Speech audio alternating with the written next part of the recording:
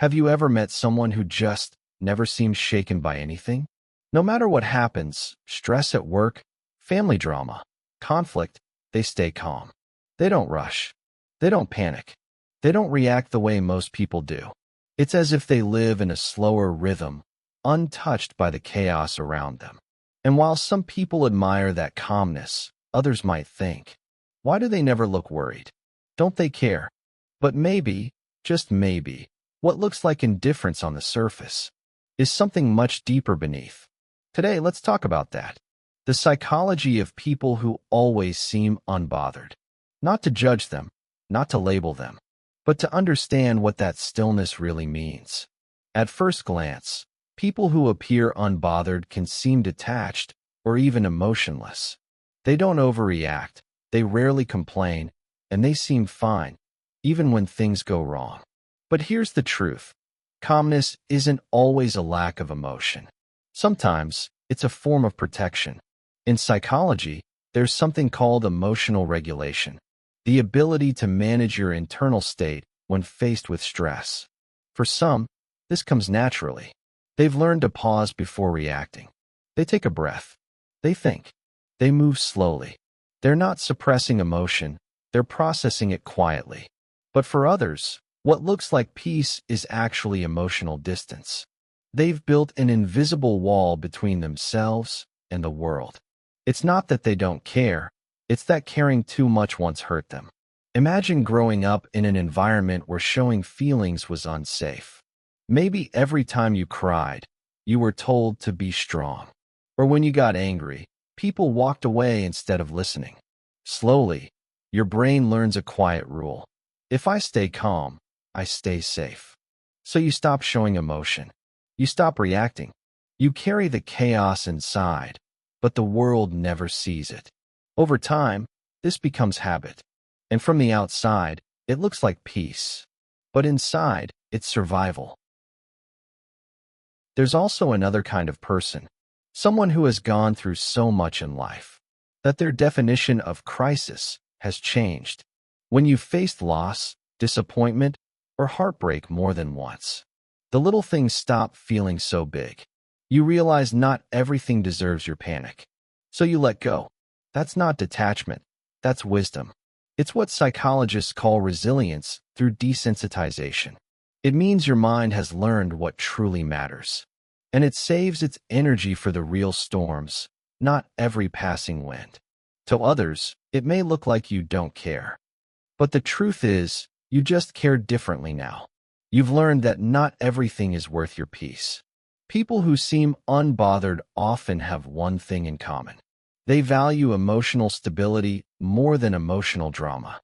They know that not every reaction deserves to be loud, and not every problem deserves to take over your day. That doesn't mean they don't feel deeply. In fact, many of them feel more than they show. But they've learned the hard way that calmness protects clarity. When others get lost in anger or anxiety, they ground themselves instead. They may stay silent during conflict, not because they don't care, but because they know silence is more powerful than shouting. Their stillness isn't weakness, it's strategy. But sometimes, the calm mask hides something else. Emotional exhaustion. When someone has been through long periods of stress or pain, their nervous system can reach a point of shutdown. It's like the body saying, I can't keep reacting anymore. So it stops. This isn't peace, it's fatigue disguised as calm. It's what psychologists call emotional numbing. The person doesn't choose to be unbothered. They've just run out of emotional energy to keep fighting everything. And while it may look composed, it's actually a quiet sign of burnout. A reminder that even strong people need care too. Another interesting layer is personality. Some people are naturally low reactive, meaning their brains don't spike as easily in stress situations. Their nervous system stays balanced even when life gets intense. They're observers, not reactors. They're the ones who stay calm when others panic, who think before they speak, who can hold space for others without being pulled into the storm. Psychologically, this is often linked to higher emotional intelligence, the ability to stay aware of feelings without letting them take over. They've learned that reacting rarely solves the problem. Understanding does. So when something happens, they don't rush to judgment, they pause. They let the moment breathe. And that pause often saves them from regret. However, calmness can sometimes make people misunderstood. In relationships or workplaces, others might interpret their calm as apathy. They might think, "Why don't you care more?" But the truth is, they just express care differently. They're the quiet supporters, the silent protectors. They may not show big emotion, but they notice everything. Their love doesn't shout, it stays. You'll know them by their consistency.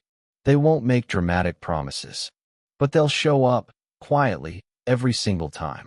If you're one of those people, the calm ones, the ones who don't get easily shaken, you've probably heard others say, "You're too chill," or "You never seem worried." And sometimes, that comment makes you question yourself. You wonder if you should be more emotional, more reactive, more expressive. But remember this.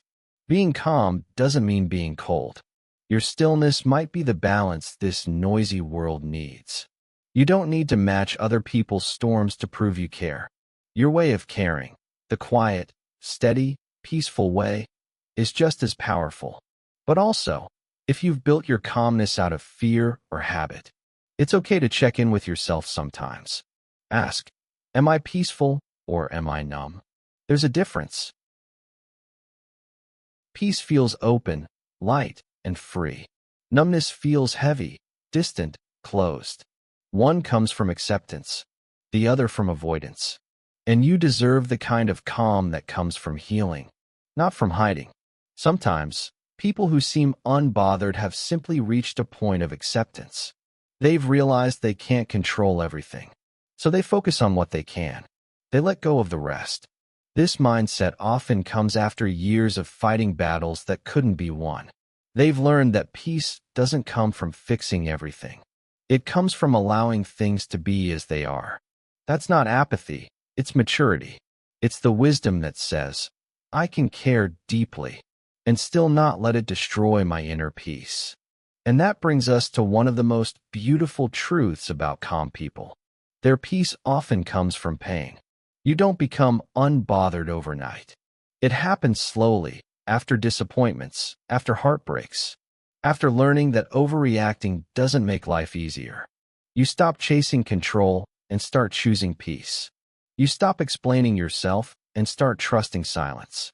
You stop proving your worth and start living in it. So when you see someone who seems untouched by chaos, don't assume they've had an easy life. Often, they've simply learned how to survive without letting the world drown them. Their calm isn't luck. It's practice. It's growth. And maybe that's the real lesson here. Being unbothered isn't about ignoring reality. It's about responding with awareness instead of reaction. It's about knowing which fires to fight and which ones to walk away from. It's about valuing your peace more than your pride. Because the truth is, not everything deserves your energy. Not every situation requires your emotion. Sometimes the most powerful thing you can do is stay still, while the noise burns out around you. That's not weakness. That's strength disguised as silence. But if you're listening to this and thinking, maybe that's me, maybe I've stopped caring too much, then let this be gentle permission to feel again. It's okay to let your heart soften. It's okay to show emotion sometimes. It doesn't make you less strong. It makes you more human. You can be calm and caring, still and sensitive, unbothered and deeply alive. True peace is not a wall. It's a window. It lets in light, but it keeps the storm outside. So whether your calmness comes from wisdom or weariness, remember, both are valid. Sometimes calm is healing. Sometimes calm is hiding. The beauty is in knowing the difference. And if you find that your calmness has become too quiet, too disconnected, then maybe it's time to let warmth back in. Let yourself laugh louder, cry freely, care again. Because peace isn't about feeling less, it's about feeling safely.